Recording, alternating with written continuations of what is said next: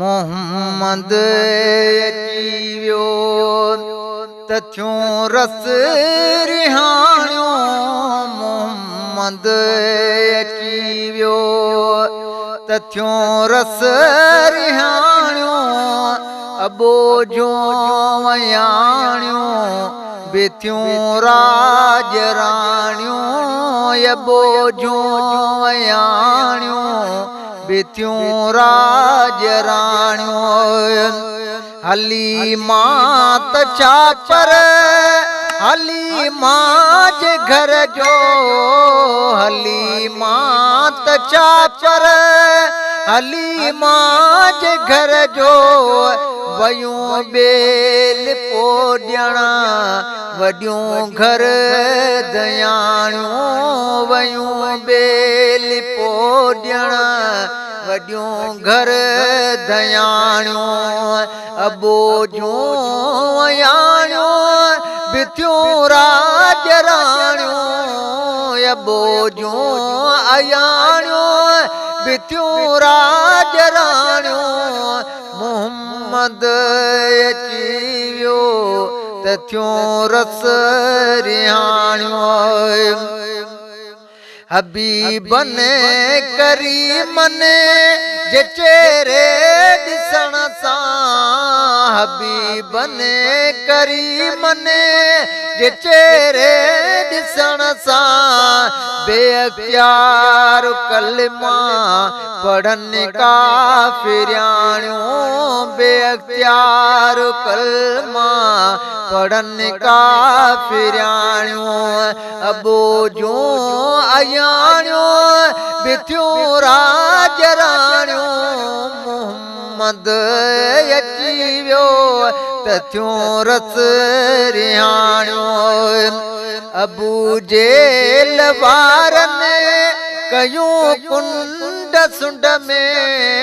अबू jail वारनि कयूं कुंड सुंड में। अमड़ आमिना जे बचे जूं कहाणियूं। अमड़ आमिना जे बचे जूं कहाणियूं। अबो जूं अयाणियूं बिथियूं राज राणियूं।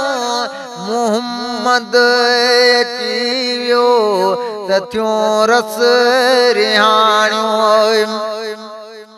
मञनि पिया मोहम्मद इहो वा इहो वा। मञनि पिया मोहम्मद इहो वा इहो वा।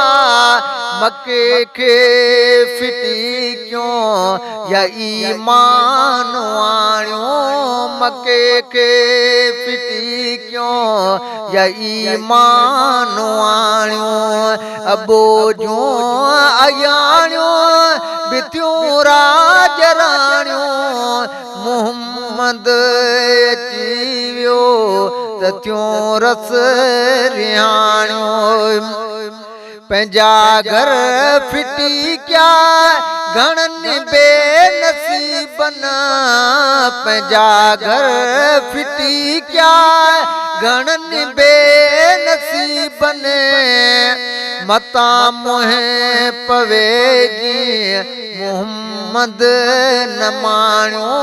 मता मोहे पवेगी मोहम्मद न माणियो। अबो जूं अयाणियूं बिथियूं राज राणियूं। मोहम्मद अची वियो त थियूं रस रिहाणियूं। महे चवनि था महेसर मुशरिकनि माया है। चवनि था महेसर मुशरिकनि माया है। असां बि उन्हनि खे सवन में सुञाणियो। असां बि उन्हनि खे सवन में सुञाणियो।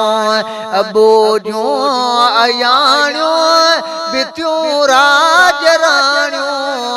मोहम्मद अची वियो त थियूं रस रिहाणियूं।